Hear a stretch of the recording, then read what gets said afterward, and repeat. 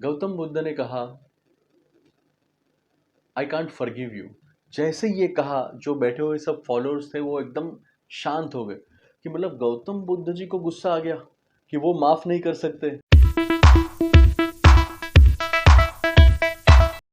Hi friends, ऐसे बहुत बार होता है कि आपके एम्प्लॉयज या आपके सबऑर्डिनेट्स या आपका कोई नज़दीकी व्यक्ति जिनकी कोई गलती आप एकदम पकड़ के बैठ जाते हो और उसको माफ़ करने के लिए तैयार ही नहीं रहते हो। जब भी आपके मन में ऐसा भाव आ जाए, आप ये समझ लेना कि आपकी प्रोग्रेस रुक जाती है, क्योंकि ना आप उसको माफ़ कर पाते हो, ना वो आपसे माफ़ी पाता है, तो दोनों के लिए भी ये दुविधा बन जाती है।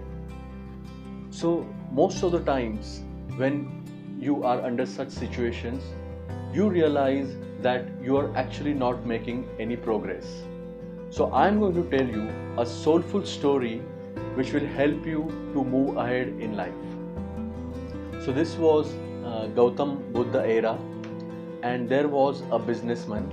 ये जो बिजनेसमैन थे, ये सुबह से कुछ चीज़ बहुत ही ज़ोरों से ढूंढते हुए पूरे गांव में घूम रहे थे।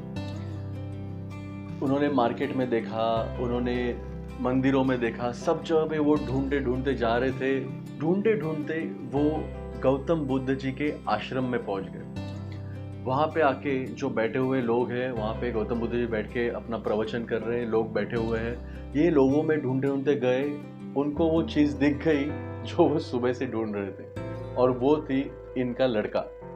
ये अपने लड़के को सुबह से ढूंढ रहे कि वो गया किधर, और अभी जैसे उनको लोगों ने कहा था कि ये गौतम बुद्ध जी के पीछे पागल हो गया है, उनको वो दिख गया। और जैसे ही दिख गया, वो एकदम गुस्से से तिलमिला गए। He was so angry and that anger he could not control.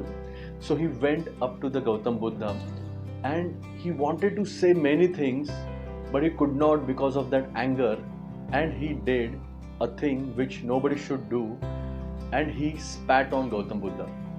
जैसे ही उन्होंने वो किया, गौतम बुद्ध के जो फॉलोअर्स सब बैठे हुए थे वो एकदम स्तब्ध हो गए। कुछ फॉलोअर्स अंदर से एकदम गुस्सा हो रहे थे, कुछ फॉलोअर्स अभी देखना चाह रहे थे कि गौतम बुद्ध क्या रिएक्ट करेंगे। बुद्ध इस पे सिंपली स्माइल करते रह गए, और ये जो बिजनेसमैन था वो समझ नहीं पाया कि मैं इनके ऊपर I have स्पैट on him, followers मुझे कुछ नहीं कर रहे हैं, खुद बुद्ध जो बैठे हुए हैं वो मंद मंद मुस्कुरा रहे हैं। ये बहुत कंफ्यूज हो गए, पर वो जो गुस्से की तिलमिलाहट थी उसमें वो वापस वहां से निकल गए। He went to his home. When he reached home, it was night and he started feeling guilt. उनको एकदम गजब की गिल्ट आने शुरू हो गई। उनको लग गया ये मैं क्या कर गया, ये चीज़ मैं एक बिजनेसमैन हूँ, मैं एक रेप्यूटेड इंसान हूँ, मैं कभी नहीं करता, पर ये मैंने गुस्से में क्या कर दिया। उनको बहुत बुरा लगने लगा। रात भर वो बिल्कुल सोए नहीं। He spent the whole night awakened.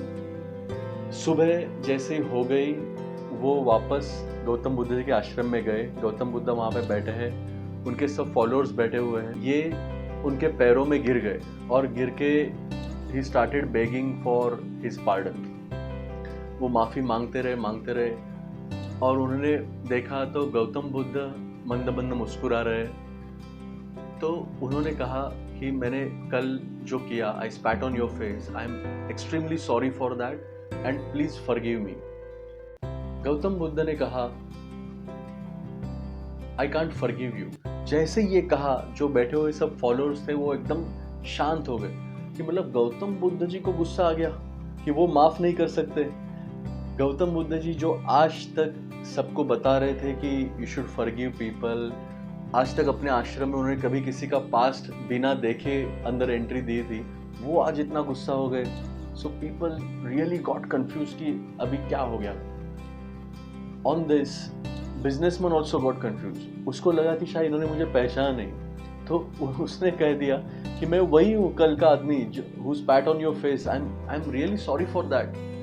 Gautam Buddha ने वापस मुस्कुराते हुए कहा, I can't forgive you. Then he said, I can't forgive you because you're not the same person.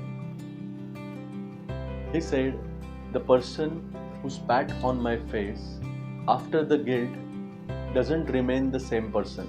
So you're not the same person. Secondly, I am also not the same person. The person on whose face you spat, I am not that person. So moral of the story is, if you forgive someone, forgive completely. If you keep on reminding that person, may it be your employee, your subordinate, or your close associate, or your relative, if you keep on reminding them of their mistake, you have actually not forgiven them.